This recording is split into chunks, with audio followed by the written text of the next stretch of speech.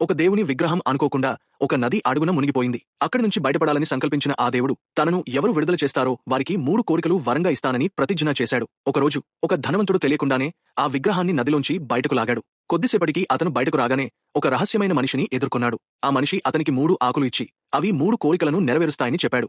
అలా చెప్పి అతను మాయమయ్యాడు. ఆ ధనవంతుడి కుమారుడు ఒక్క ఆకును లాక్కున్నాడు. కోపంతో తండ్రి అతనిని పందికన్నా మూర్ఖుడివని దూషించాడు. అందరికీ షాక్ కలిగిస్తూ ఆ క్షణంలోనే ఆ బాలుడు పందిలాగా శబ్దం చేశాడు. మొదటి ఆకు అదృశ్యమైంది. ఆకుల శక్తిని నమ్మిన ఆ మనిషి రెండో ఆకుతో అపరమైన సంపద కావాలని కోరుకున్నాడు. దేవుడు అతనిని నదిలోకి వెళ్లి నిధి వెతకమన్నాడు.